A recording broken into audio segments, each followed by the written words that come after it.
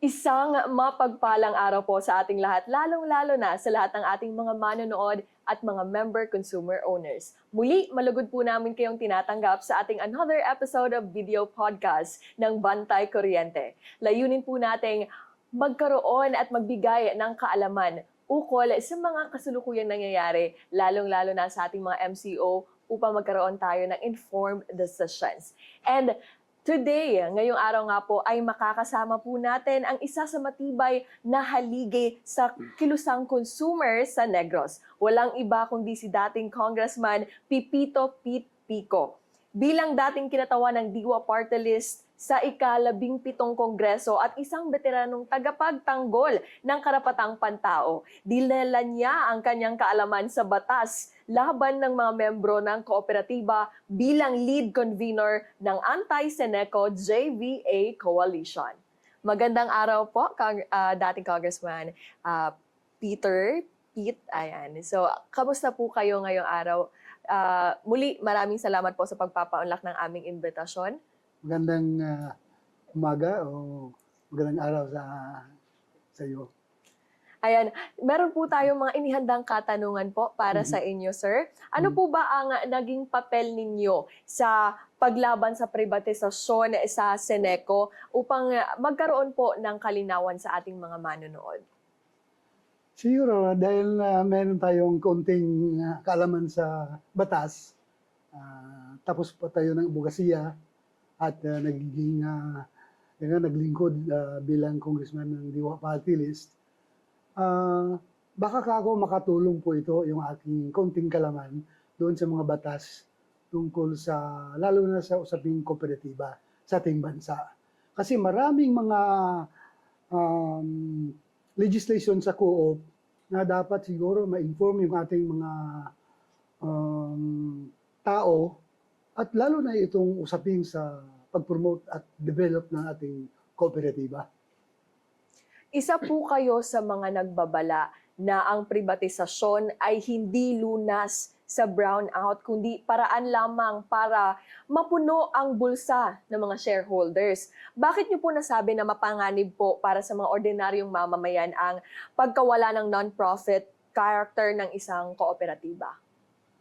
Unang-una po ay mismo ang ating gobyerno ay nagsasabi na dapat i-promote natin yung cooperative.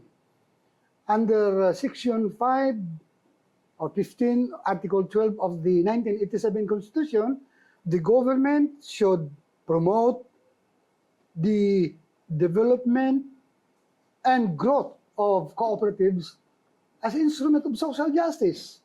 So dapat, ito nga ang dapat natin tutukan kasi ang word na social justice ay may malaking impact ito sa buhay ng mga tao, lalo na sa mahihirap. Because alam naman natin, of course, hindi naman natin sinasabi na mga kapitalista ayaw magnegosyo. But power, like water, are imbued with public interest. Precisely, we have a good constitution that says that we will develop cooperatives as instrument of social justice para makakatulong sa mga tao. Lalong-lalo na yung talagang medyo nasa laylayan ng ating lipunan. Binigyan po ninyong diin na sa inyong petisyon na kulang o madalian po ang information, education, and communication campaign para sa mga consumer. Bakit po sa tingin ninyo ay tila itinago o minadali ng pamunuan ng kooperatiba ang pagpirma sa kasunduan ng walang malalim na konsultasyon? Ayun nga ang ating reklamo. Kasi nung nag-propose ang Prime Holdings noon na magkaroon sila ng interest na pasukin yung Seneco, mag-invest daw sila, dapat sa umpisa pa lang ay maliwanag na sa consumer natin, ano ba itong klaseng proposal na ito? Ano ba ang magiging benepisyo nito? Ito ba ay bintahe o disbintahe sa mga konsumidor? Kasi only learned and conversant people and consumers can really appreciate a good decision making. Pag hindi mo malaman yung saan ka pupunta, ay mahirap yun. Mahirap yun. Precisely, there's a need for a massive education on all aspects of development. At no less, the local government code says, Republic Act 7160, that before any development projects should be put in a certain locality, a public consultation honestly should be done para makapag-reflect, para makag-decide intelligently ang mga tao natin, especially sa usapin ng kooperatiba. Kasi itong klaseng programang ito, maganda ito eh. The Constitution is very generous about this, that we will develop co-op so much so that it can spread out the profits of this earth. Hindi ba ganyan maganda ba yan? O na itong mga tao natin ay kung marami silang mabibenepisyo sa co-op, ay talagang lalago din ang buhay nila. So this is the reason why kailangan massive education, kailangan dito. Matapos po ang 72 hours, binasura po ng korte ang TRO at pinayagang magpatuloy ang plebisito matapos pong sumite ng mga dokumento ang Seneco.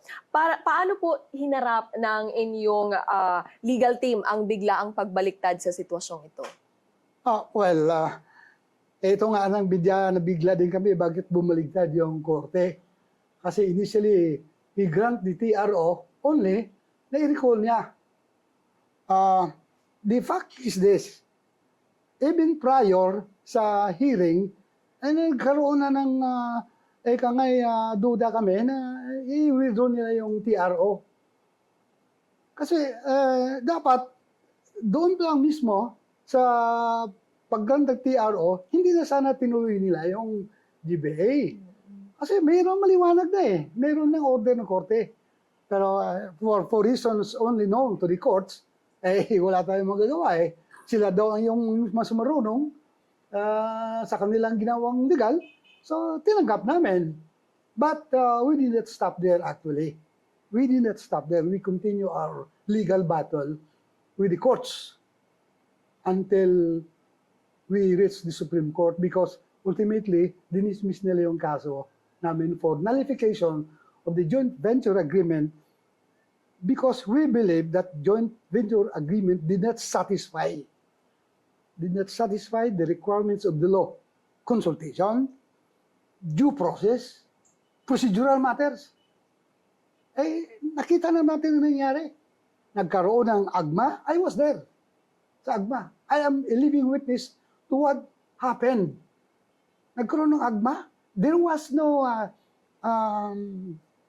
agenda presented regarding the AGMA. An attempt was made na incorporate nila sa other matters, but we objected to. So hindi yun nakere. Only to find out later on that after 1 week, ay nagpirmaan na sila ng joint venture agreement. So, as a matter of fact, there was some kind of a tricky acts committed by the board of directors, I'm sorry to say. So, tinuloy namin.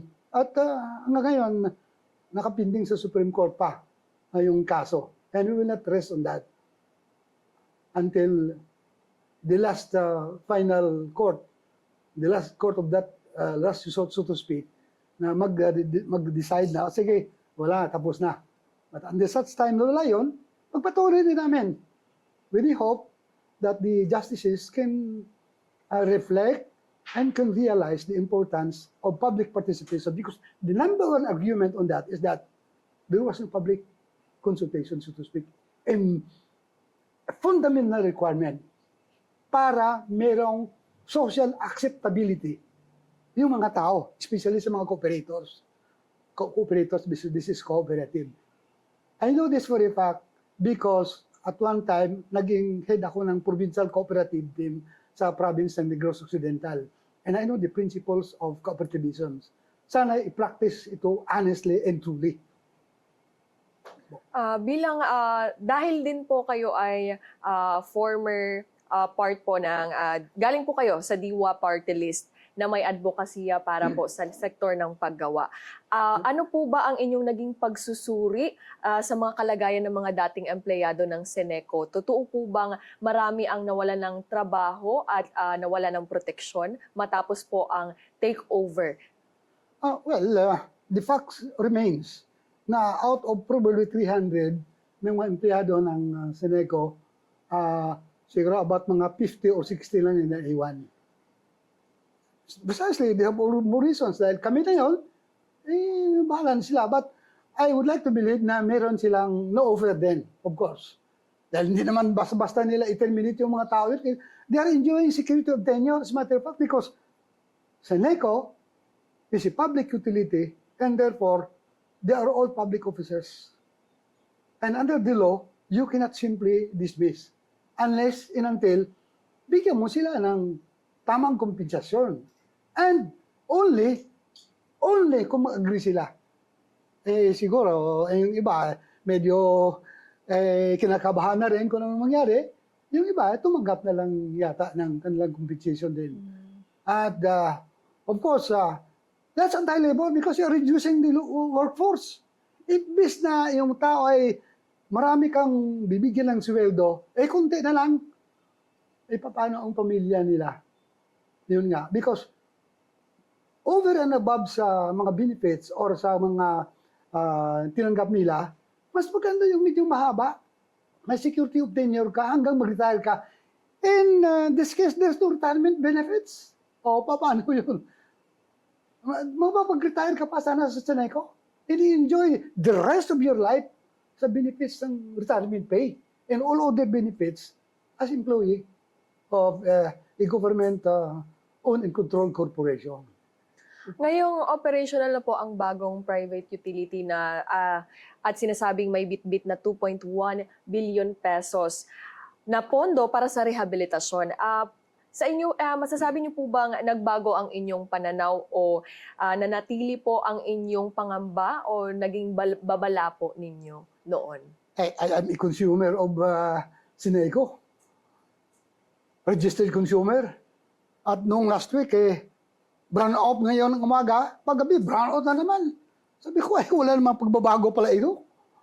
Mangalawa, wala namang nangyaring meeting doon sa sabi nila na remaining 30% doon sa mga konsumidor. Wala naman kaming papel sa consumers, hindi na tatawag yung mga board of directors ng meeting. We don't know what happened actually. So, in fact, we are seemingly eased out of the operation switch under the law. Hindi pwede dahil yung MCO siya ang may-ari dapat ng kooperatiba. Member, consumer, owner nga, tinatawag nila. So we assert our right. We have that right under the cooperative law and under the bylaws of Seneco as consumer that we must be informed, we must be given report, we must give it, etc. of all these activities that is ongoing. But wala nangyari pagkatapos ng pirmahan. Hayagan pong inihayag ng Prime Electric o Ignite Power na gagamitin po nila ang parehong playbook na ginamit po nila sa Seneco. Ang pagpasok po gamit ang pangako ng bilyon-bilyong modernisasyon kapalit ng 70-30 ownership split. Batay sa inyong karanasan, ano po ang mga unang red flags o senyales na dapat bantayan ng mga taga-Jansan at Sarangani sa ganitong uri ng alok? Siguro magiging conversant lang ay ang ating konsumidor dito at lagi mamatyag. At lagi magtatanong, ask, ano ba ito? Explain to us. Dahil kung malaman nila kung ano yung nasa loob doon sa GPA, then they can better decide. They can better decide. Pero kung hindi nila alam yon, I think they will fall into the trap again na nangyayari sa amin. Kasi yung joint venture agreement doon sa Seneco, hindi kami nakakuha ng kopya. Hindi nila binigay. Yung dating unang proposal, sabi namin, bigyan kami ng kopya ng proposal. We need to carefully study. And isa-isahin namin dito, wala silang binigay sa amin ang board of directors. until such time na nagkaroon sila ng GBA, saka pa lang sila nagbigay nung nagkaso na kami. Doon mismo nilahin na sa pleadings, i-attach nila at doon namin nakita yung GBA. Sabi ko, wow, paano ito? Ngayon lang namin ito nababasa ito. How can we reflect and analyze this kind of arrangement or agreement? So yun, dapat magtanong and then stand ground when on right. Hindi po, kasi karapatan natin ito. If you don't do that, then you lose. You lose. Magmatyag, magtatanong, at most of all, kailangan magkakaroon ito ng massive education dito. Magkaroon ng massive education, lahat ng mga sektor, kailangan malaman nila. Kaya ultimately, yung mag-benefit dito hindi naman yung mga bantay, they are only instrument of protecting the rights of the consumers. Itong subsequent natin, yung mga anak natin, mga po natin, na baka sasabihin nila, anong ginagawa nyo? Ba't mahal na yan ang kuryente? Anong ginagawa nyo noon? So we must simply do what probably the concerned citizens should do under this country. Ang sa kasalukuyan po, sir, ang Socoteco po ay nasa yugto pa lamang ng conditional acceptance ng board at kakailanganin pa ng 50% plus 1 na boto ng mayorya ng halos 300,000 MCOs sa isang referendum kasabay ng kinakaharap nitong forensic audit mula sa NEA. Ang payo po, ano pong payo ang mabibigay ninyo sa lokal na koalisyon gaya ng Bantay Kuryente kung paano pagsasabayin ang laban sa komunidad o ang tinatawag nating grassroots at ang posibleng paghahanda sa legal na laban sa korte upang hindi matulad sa sinapit ng Seneco? Well, ganyan ang sinasabi ko ay kailangan na magmatyag at magiging mapanuri doon sa mga ano nangyari, magtatanong at siguro nga porsigidong talagang itutuloy yung pakipag-dialogue doon sa mga local officials. I-challenge yung local officials. Are you against the consumers? At whose benefit is this? Ito dapat malaman nila hindi sila magbulag-bulagan. Hindi sila magbulag-bulagan. If they are really there to serve people, then it's now the right time. Kasi ang involved dito yung mga konsumidor Ultimately, sila po yung mag-suffer later on kung biglang tumaas ang kuryente. Kasi we lost control now if it is privatized. Whereas noon, kung mayroong consumers group, hindi po basta madali-madali yan kasi the local government code says public consultation is always a must before magkaroon ng decision tungkol doon sa mga bagay na maka-affect doon sa buhay at sa ng mga tao. So yun, I think this should continue and to those who are really concerned about the welfare of the consumers, the MCOs, now is the time. Now is the time na ipakita nyo na indeed you are true people. I do not say that they are anti-people, but what we are saying here is that social justice. Kung meron kayong negosyo, bahala kayong negosyo. But please, dahil ito ay public utility, imbued with public interest, with no reasons na dapat dependyan natin ang mga tao dito. Kasi ito lang yung kabig natin Pag magkaroon ng krisis ng oil, hindi kaagad tayo magpa ng kuryente, magpataas.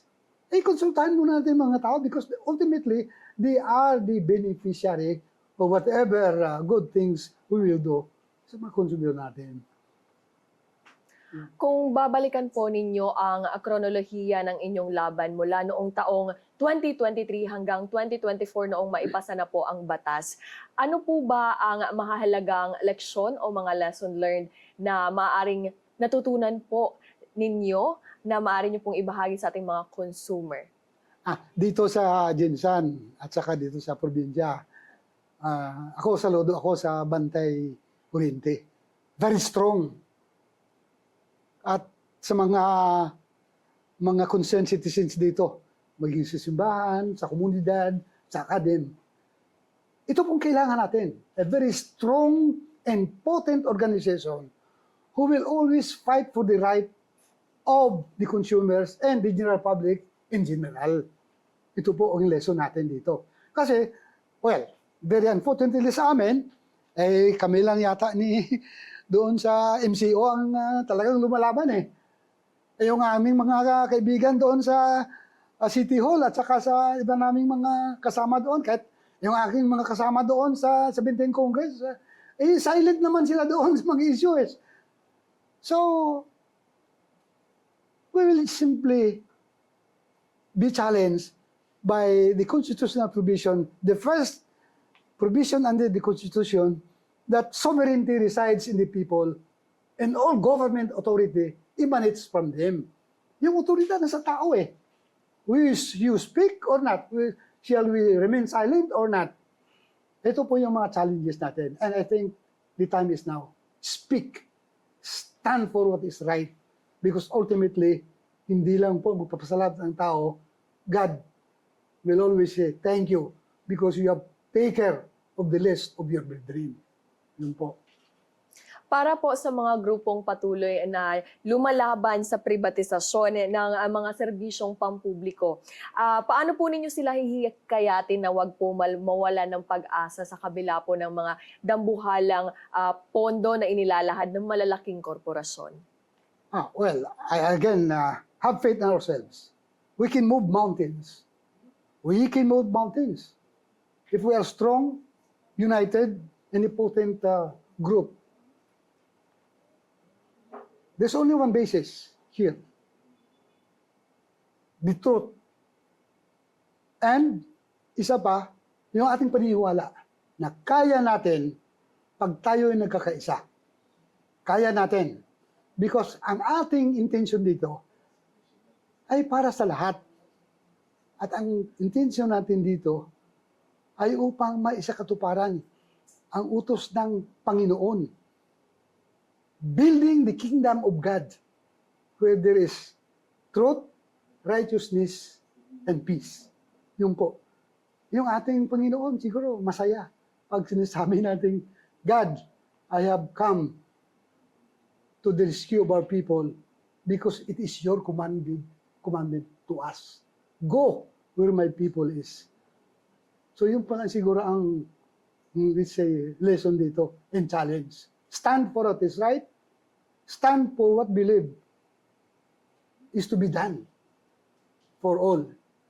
Because ultimately, hindi naman para sa atin lang ito, kundi para sa ating generations to come. That one day, at least hindi sila mag-suffer doon sa mga hindi kanais-nais na bagay na nangyari sa ating lipunan.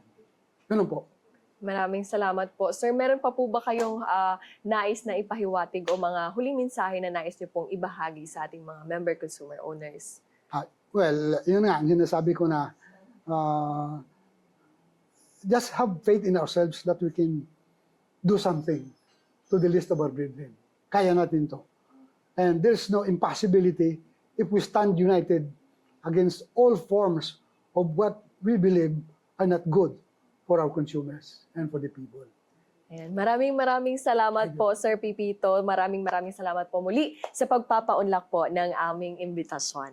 Thank you. Ayan, sa lahat po ng ating manonood, see you po sa ating next episode ng podcast. And of course, sana naman ay nabigyang linaw po ang inyong mga katanungan at mas maliwanag na po ang ating kaalaman kung paano po tayo magdedesisyon para sa susunod na henerasyon. Dahil po, isa po sa pinakamahalagang hakbang upang tayo ay magkaroon ng transparency, dapat po tayo mismo ay may alam.